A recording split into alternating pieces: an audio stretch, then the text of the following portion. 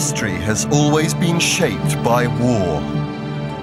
And through the ages, some battles have decided the fate of nations and still affect the way we live today. These are the great battles.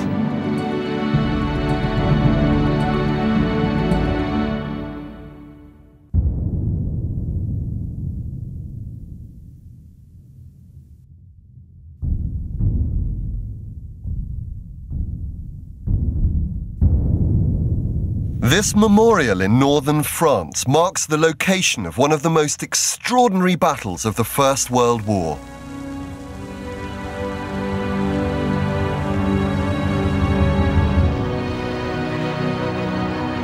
At 5:30 a.m. on the 9th of April 1917, the sound of hundreds of screaming whistles filled the air, and 4 Canadian divisions, a total of 30,000 men, leapt into action.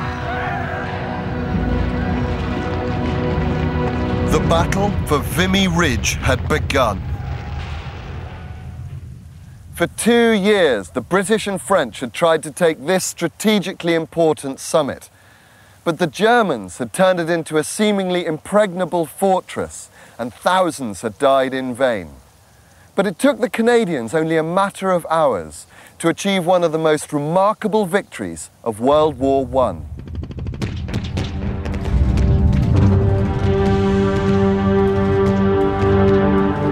By 1917, the war was a complete stalemate. Trench warfare had become a daily but deadly routine. Any gains made were measured in meters and came at an unbearably high cost. After 3 years, several million men on both sides had been killed. The German defences on the Western Front were 3 lines deep and reinforced with concrete bunkers, housing thousands of machine guns. The area between the front lines was a virtual no-man's land. After 2 years of fighting, a zone of devastation 10 kilometers wide ran from the Belgian coast to Switzerland. The British and French high commands were obsessed with the idea of a big breakthrough. They sacrificed ever-increasing numbers of men and resources in their futile attempt to punch through the German lines. In a joint effort, the British were scheduled to attack near Arras in the north, followed a week later by a French offensive 130 kilometers to the south. The plan was to catch the Germans in a pincer movement.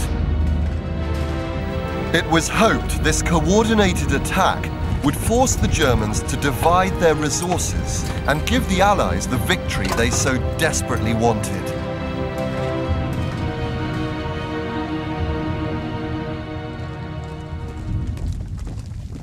The Canadians were part of the British First Army and were under the command of a most remarkable individual. Lieutenant General Julian Byng was a complete contrast to most of his fellow officers. He believed the outdated methods of the British Army had strangled any chance of success. Byng took time to listen to the men under his command. As a result, he was well liked by the rank and file. It wasn't long before the Canadians began to call themselves Byng's Boys.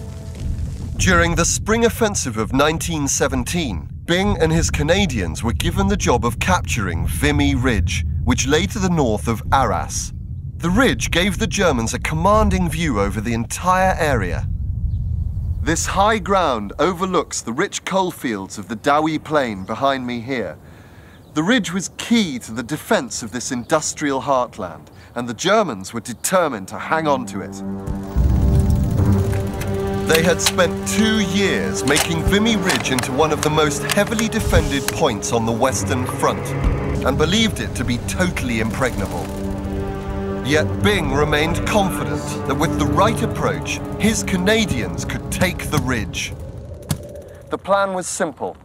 All 4 divisions would rush forward in a series of carefully timed stages under the cover of the greatest artillery bombardment of the war.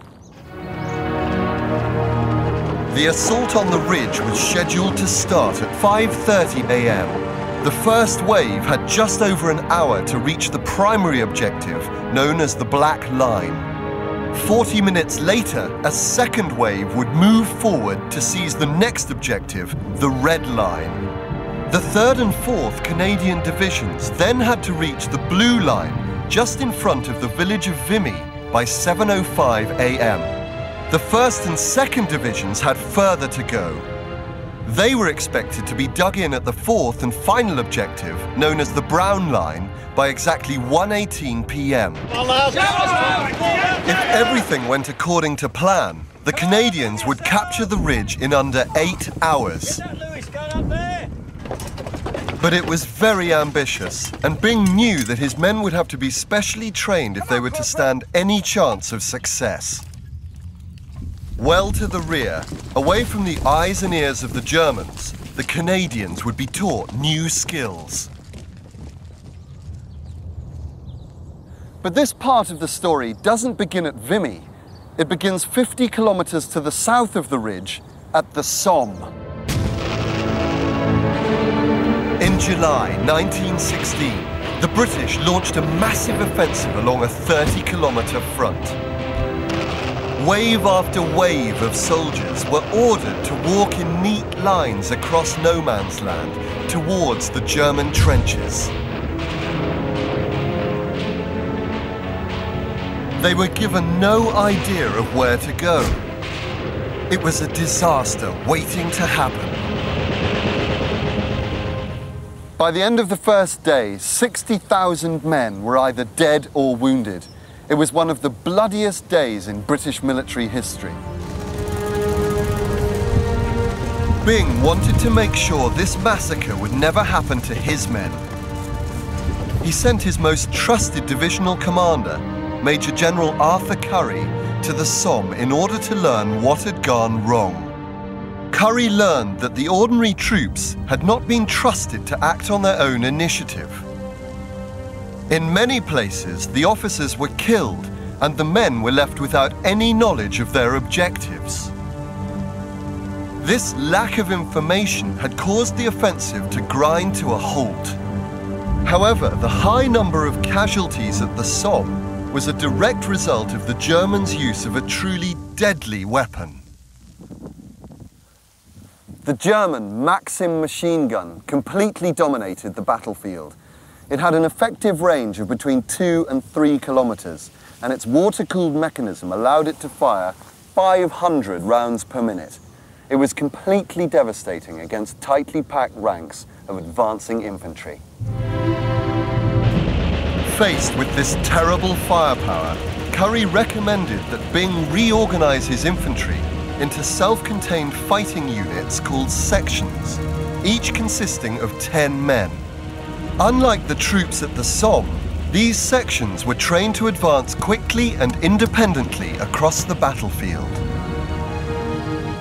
The Canadians were also trained in the tactics of fire and movement. While one section kept the enemy occupied with heavy fire, the others would sneak round and attack from the sides or rear. But for this tactic to work, the infantry required a weapon that could match the firepower of the German Maxim machine guns.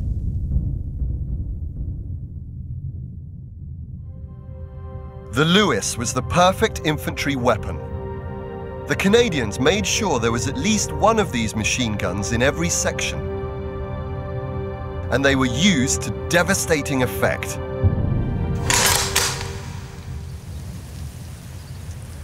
The Lewis machine gun was crucial to fire and movement tactics.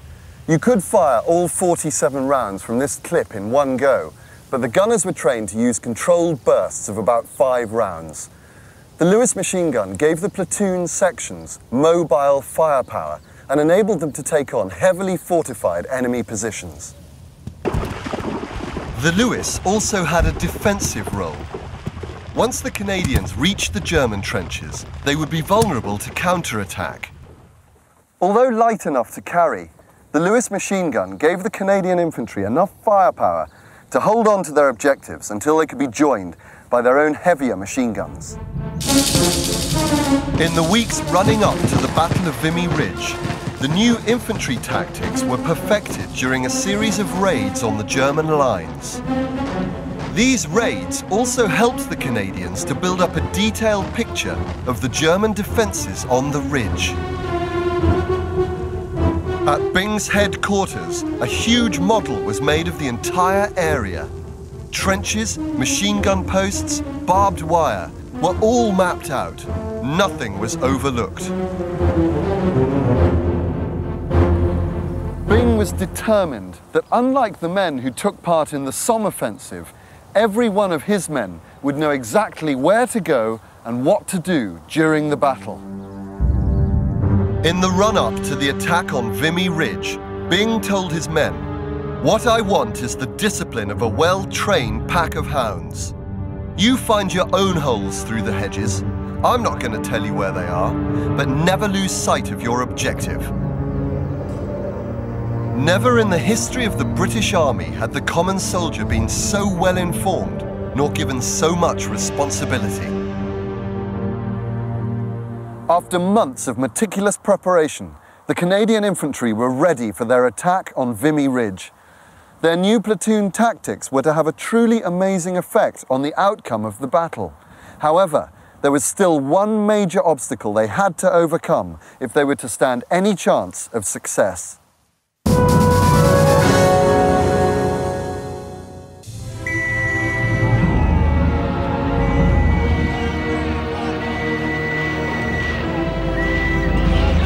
After months of special training, the Canadian infantry were ready to play their part in the spring offensive of 1917. But their commander, General Byng, knew that this was not enough to guarantee his men would take one of the most heavily fortified positions on the Western Front. These little pieces of metal are what's known as shrapnel. During World War I, both sides were using the sort of shell that would explode high in the air, showering the battlefield with lead and steel. One can only imagine the horrific injuries caused by these little bits of metal. Byng wanted his artillery to take the German guns out of action before the attack began. But the Germans were hidden in the woods on the far side of the ridge. The Canadians used aerial reconnaissance to overcome this problem. Dangerously exposed 1 kilometer above the battlefield, observers pinpointed the exact position of the German guns and relayed this information to the ground.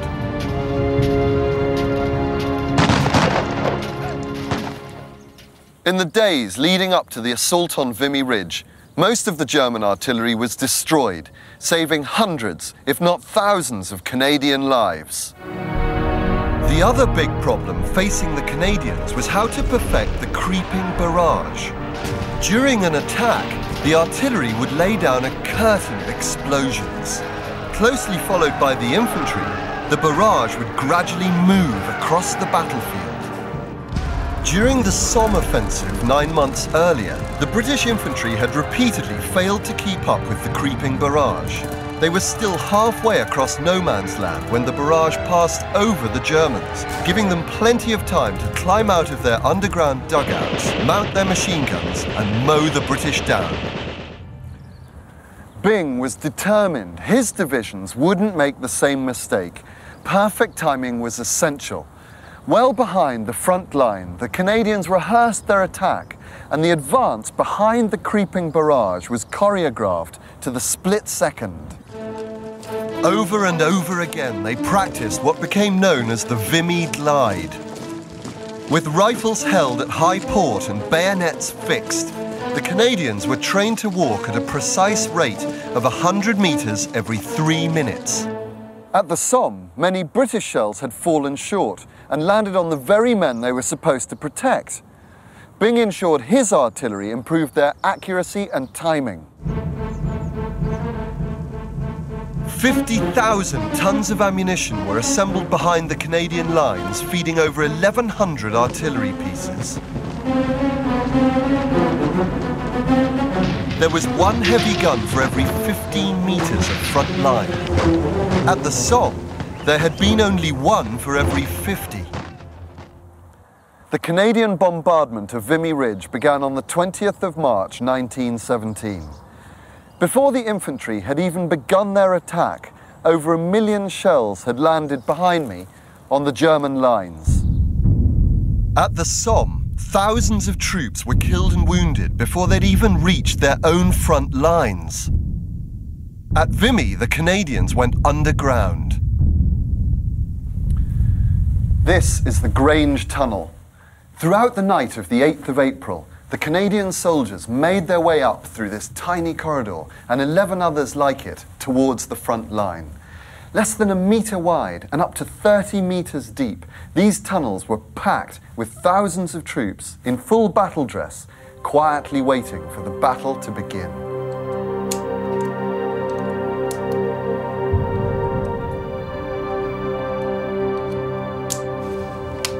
As 0 hour approached the following morning, the Canadians poured out of the tunnels. In a matter of minutes, the front-line trenches began to fill with troops. When they reached their jumping-off points, they fixed bayonets and waited for the order to go over the top. An eerie silence fell over the battlefield.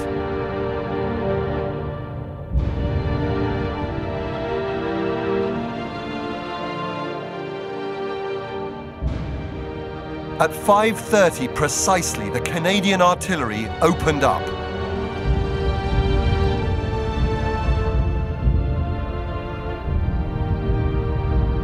The infantry could see the flashes of the guns behind them, then turn and watch the shells exploding along the German lines. Private Lawrence Colpitts of the 46th Canadian Infantry Battalion recorded what happened next. The German trenches became a line of bursting shells, falling so close together you could scarcely see between the flashes. It was a continuous wall of flame and mud.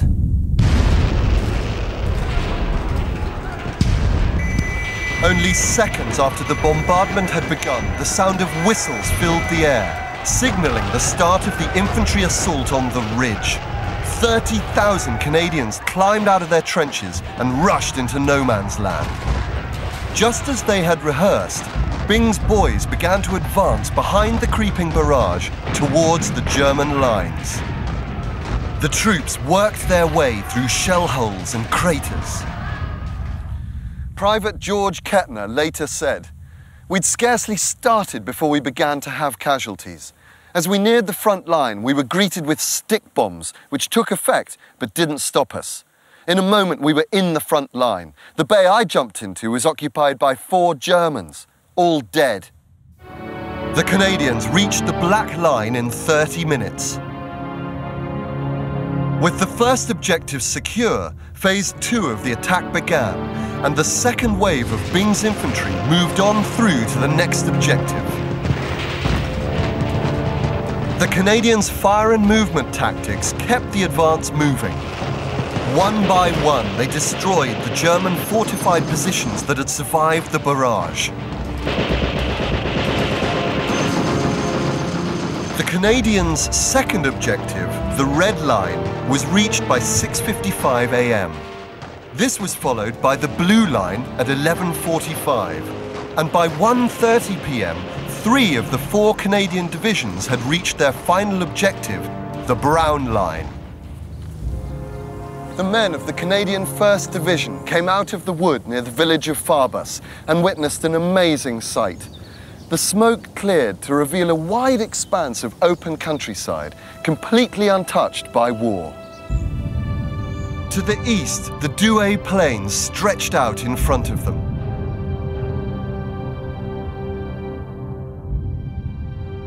The German guns stood broken, deserted by their crews. But on Hill 145, the battle was still raging. This high ground was one of the most heavily defended points on the ridge. The Germans poured out of their deep underground shelters which had protected them from the bombardment. In only a matter of minutes, they were back in their trenches and returning fire. The Canadians began to take heavy casualties. Under this intense pressure, their advance ground to a halt. The only reinforcements available were the men of the Nova Scotia Highland Regiment. These support troops were more used to digging latrines and carrying ammunition. They had absolutely no combat experience. A new barrage was scheduled for 6:45 p.m. But when the time came, it failed to materialize. In an act of extraordinary bravery, the Nova Scotians rushed Hill 145 without any artillery support. Having traded in their shovels for rifles and bayonets, the Nova Scotians took the hill in less than 1 hour. The ridge now belonged to Byng's boys. After months of stalemate, it was a remarkable achievement. As darkness fell on the 9th of April, the Canadians watched from the top of the ridge, while the Germans beat a hasty retreat. It's impossible to say exactly how many Germans died on the ridge. But thousands of them are buried here, just a few kilometers from Vimy, in the largest German war cemetery in the world. Shocked by the speed of the Canadians' victory, many senior German commanders were forced to concede for the first time that the war was now unwinnable. The Canadians had taken one of the most heavily defended positions on the Western Front in under 8 hours. But this accomplishment did not come cheap. 3,500 of Byng's boys lost their lives. Another 7,000 were wounded. There was no great breakthrough during 1917, but the British and French commanders were forced to acknowledge the effectiveness of the fire and movement tactics perfected by the Canadians. It was these tactics that helped break the stalemate of trench warfare and dramatically reduce the senseless slaughter that took place here on the Western Front.